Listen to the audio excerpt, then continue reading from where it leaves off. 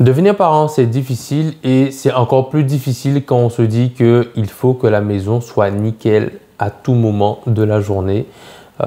C'est difficile quand on se met en plus la charge d'avoir une maison qui est super propre, qui est genre à l'œil, qu'on se dit ah ouais, waouh, ça c'est une belle maison, ça c'est une maison propre, ça c'est des parents sérieux, ça.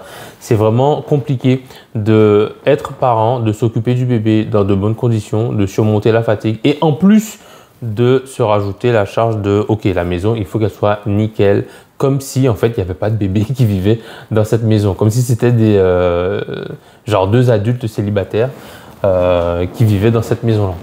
Et on se dit sûrement des choses du style ben, si la maison n'est pas parfaite on va me juger, ce qui est peut-être vrai. On se dit des choses du style tout doit être fait maintenant, genre s'il y a du chaos, si c'est sale, s'il y a un truc à nettoyer, ben, il faut que je le fasse maintenant, pas après, pas plus tard, maintenant. On se dit sûrement également que que le fait qu'il y ait de la poussière, des moutons de poussière, des taches, des marques, ben c'est un signe de honte. C'est un peu, c'est un signe que en tant que personne, on n'est pas des personnes sérieuses, on n'est pas des personnes propres, on n'est pas des personnes, consciencieuses. C'est un signe de défaut en fait. Le fait que la maison soit sale, c'est une atteinte à notre intégrité personnelle. Et toutes ces choses-là qu'on se dit, ben, ça fait qu'on se rend la tâche encore plus difficile qu'elle ne l'est déjà. Et ça serait bien si on pouvait se libérer de cette tâche-là, au moins pour pouvoir rendre les choses un peu plus faciles parce que devenir parent, c'est pas simple. Alors, on va voir un peu comment essayer de changer de manière de voir les choses pour pouvoir se libérer de tout ça. Alors, quand on se dit que par exemple, si la maison n'est pas parfaite, si la maison n'est pas super propre, ben, on va me juger. C'est sûrement, quand on se dit ça, c'est sûrement qu'au fond, on pense qu'une maison qui brille, c'est égal à être un bon parent ou avoir un bébé en sécurité. Et il y a une place pour ça. Il y a certaines choses qu'on va faire pour pouvoir sécuriser le bébé. Donc, il faut pouvoir nettoyer le biberon, stériliser le biberon, stériliser l'endroit où va dormir le bébé. Il faut s'assurer que ce soit propre, sain, que le bébé puisse dormir tranquille, manger tranquille. Se soigner, en tout cas faire l'échange tranquillement, être au propre sur cette partie-là. Par contre, il y a plein d'autres parties de la maison qui n'ont pas besoin d'avoir le même niveau de détail dans le ménage que les endroits où bébé sera en interaction avec. Et justement, c'est là où on va pouvoir gagner du temps. C'est-à-dire tous les endroits où effectivement ce sera sale, effectivement il y aura des moutons, effectivement ça n'aura pas une apparence de waouh, ça brille de partout, ben aller chercher à nettoyer ces trucs-là absolument, ça va nous voler du temps dont on a absolument besoin pour s'occuper du bébé ou se reposer ou travailler sur notre carrière. Et en tout cas, c'est là où il y a un gain à prendre si on arrive à se détacher du fait que, ok, moi j'ai besoin que ici, ici et ici, ce soit super clean. Par contre, là-bas, là-bas, là-bas et là-bas et là-bas et là-bas et là-bas, ouais, c'est pas clean, mais il faut que je me retienne d'aller ranger là-bas. Alors, moi, je suis pas un maniaque du rangement, mais je sais que pour des personnes pour qui c'est grave important, ben, en fait, c'est vraiment dérangeant de voir de la poussière, de voir des taches et tu te dis, mais et tu tournes ta tête à gauche, à droite, en haut, en bas et tu te dis, mais je peux pas vivre dans ces conditions. Et ça apporte vraiment une atteinte au bien-être, en fait, de se dire que putain, alors, pas seulement c'est pas feng shui, mais ouais, genre, j'ai pas envie de vivre dans la crasse, j'ai pas envie de vivre dans la saleté. Et ce que ça dit de moi, ça me dérange de voir toutes ces salissures-là. Et c'est vraiment dur de se dire qu'on va laisser certaines tâches-là parce qu'en fait, on a besoin de l'énergie pour allouer à autre chose, à des choses plus prioritaires, plus urgentes. Mais c'est ce qu'il va falloir faire pour pouvoir se préserver, en tout cas en tant que parent, et préserver la relation qu'on a. En tout cas, préserver les émotions que l'on va avoir quand on sera en interaction avec son partenaire ou avec bébé. Du coup, mieux vaut nettoyer surtout les zones à risque, donc le biberon, le plan allongé, le sol où le bébé joue, plutôt que de chercher à tout nettoyer tout le temps. Et finalement, ce qu'on va chercher, c'est à viser une hygiène qui compte et pas que tout soit verni, que tout soit brillant, quoi. Alors, autre chose qu'on peut se dire également, c'est que quand on remarque que quelque chose est sale, il faut que ce soit nettoyé tout de suite. Et si on pense ça, c'est sûrement parce qu'au fond, on se dit que bah, si tout n'est pas arrangé tout de suite, il y a un risque de débordement. On se dit que, en fait, si je m'en occupe pas maintenant, ben en fait, ça va continuer à s'empiler, les poubelles vont continuer à s'empiler, la vaisselle va continuer à s'empiler et ça va être le chaos et on va pas s'en sortir. Donc, non seulement le fait de voir les tâches là tout de suite, ça peut être problématique, mais en plus, quand on se projette, on se dit, mais en fait, plus je vais laisser ça comme ça, et plus ça va être pire en fait, ça va être le chaos, on va se laisser déborder par les choses, par le linge qui commence à s'empiler dans tous les sens.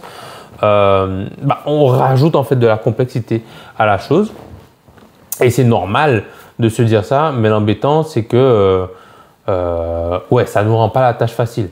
Du coup, ce qu'on pourrait se dire, c'est que en fait, il ne faut pas tout mettre au même niveau, il faut essayer de discerner ce qui est urgent et ce qui ne l'est pas pour pouvoir traiter ce qui est urgent. Par exemple, si c'est le chaos, c'est le bordel, on se dit ok, ce qui est urgent tout de suite c'est A, B et C, je m'occupe de A tout de suite et ensuite j'enchaînerai avec B et C. Mais par contre, il ne faut pas qu'on laisse D, E, F nous empêcher de faire ce qu'on a à faire sur A, B et C. Il faut vraiment que ouais, on arrive à prioriser les choses, mais surtout pour que ce qui n'est pas prioritaire ne vienne pas nous voler du temps, ne vienne pas nous voler de l'énergie pour ce qui est vraiment prioritaire. Parce que ça c'est... Ouais, ça serait vraiment embêtant de se dire ok mince, je vois D là-bas, il faut que j'aille ranger ce truc-là, mais c'est pas prioritaire, mais le fait de le voir, ça me dérange, du coup je vais le faire. Mais en faisant ça, en fait, on menace la bonne exécution sur A, B et C qui sont prioritaires. Et ça, c'est vraiment la situation dans laquelle on n'a pas envie de se retrouver, quoi. Donc, ce qu'il faudra faire, c'est classer les choses qui sont vitales, urgentes d'abord. Et ensuite, ce qui peut être utile, c'est sympa de faire ça, mais on le fera après parce que c'est juste sympa de le faire. Et ce qui est esthétique, ouais, ça va venir à la fin de la to-do list. Mais il faudrait vraiment pas que ce qui est, entre guillemets, esthétique, ce qui est… parce que là encore, c'est déjà un job à faire, de pouvoir discerner qu'est-ce qui est urgent de qu'est-ce qui ne l'est pas. En général, on a tendance à considérer que tout est urgent, que tout est important. Et c'est difficile d'arriver à discerner ce qui est vraiment urgent, ce qui est vraiment vital de ce qui l'est moins. Peut-être qu'il faut réussir à discerner, ok, ce que ça me fait ressentir, parce que intérieurement, on va ressentir que tout est important, tout est urgent, il faut faire telle chose, il faut faire telle chose. Oui, il y a une liste de tout ça, mais dans la liste, en fait, tout c'est important, il faut que je fasse tout. Ça, c'est ce qu'on ressent en vrai. Mais peut-être qu'il faut qu'on réussisse à discerner ce qui est vraiment urgent, ce qui est vraiment genre dangereux, quoi. Ce qui est dangereux, parce qu'il y a plein de choses qui sont sur la to-do list que si on ne les fait pas, ça nous fera chier, mais ce n'est pas dangereux en soi. Et du coup, si on arrive à identifier ce qui est vraiment dangereux si on ne le fait pas, ça veut dire que c'est ce qu'on doit faire en premier.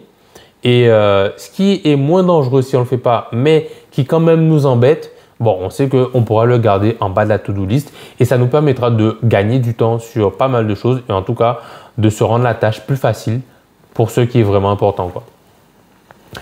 Autre chose qu'on peut se dire également, c'est qu'il faut régler tout de suite parce que agir immédiatement, c'est un signe de sérieux. Là encore, c'est l'attaque à l'identité personnelle, c'est se dire en fait, si je laisse la tâche ici, le truc est sale là-bas, si j'ai pas rangé la cuisine, si j'ai pas rangé la salle de bain, en fait c'est un signe que je suis pas sérieux, c'est un signe que je suis pas une personne fiable, c'est un signe que je suis une personne négligente.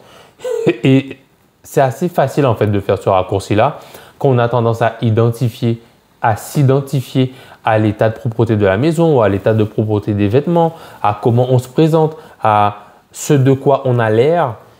Dans un sens, c'est bien parce que ça nous pousse à bien paraître, bien se mettre, bien ranger, avoir une apparence qui est agréable pour les autres et pour soi-même également. Mais là où ça peut être dangereux, c'est dans les moments où on n'a pas forcément la bande passante pour pouvoir faire en sorte que tout soit nickel, que les vêtements soient nickel, que la maison soit nickel, on va avoir tendance à se dire que moi je suis pas nickel, je suis une personne qui est négligée, une personne qui ne prend pas soin, une mauvaise personne en fait. On est une mauvaise personne et limite on est un mauvais parent. D'être quelqu'un qui est un peu négligé, c'est que quelque part tu es une mauvaise personne, tu es un mauvais parent et tu n'es pas un bon parent pour ton enfant. Et c'est un peu une erreur de jugement qu'on fait sur nous-mêmes parce que c'est pas parce que Genre, on s'est occupé de tout ce qu'il fallait pour le bébé, mais on n'a pas pris soin de notre apparence ou de l'apparence de la maison, qui fait qu'on va être un mauvais parent pour autant. Tant qu'on se concentre sur les choses qui sont urgentes, c'est OK, c'est good et c'est enough. Et il ne faudrait pas qu'on laisse notre imperfection sur les choses qui sont plus esthétiques, les choses qui sont un peu plus superficielles, ben, nous plomber le moral et nous faire croire qu'on fait mal les choses et qu'on est de mauvaises personnes et qu'on est de mauvais parents. Là, pareil, il y a encore une question de priorisation qui rentre en compte et c'est pas évident. C'est vraiment pas évident de prioriser les choses, mais si on peut considérer les choses en termes de ce qui est dangereux si on ne le fait pas et ce qui est embêtant, mais pas vital si on ne le fait pas, ben, ça nous permettra de gagner du temps, gagner de la clarté d'esprit pour pouvoir se concentrer sur ce qui va être vraiment essentiel. Donc,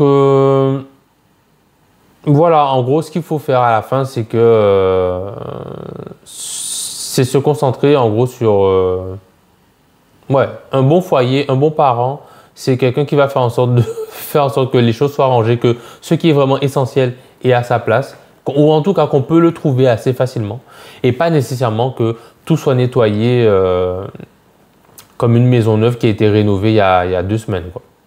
Bon bref, je ne vais pas en dire plus, je pense qu'on a compris le point, et j'espère que ça vous a été utile, et je vous dis à la prochaine.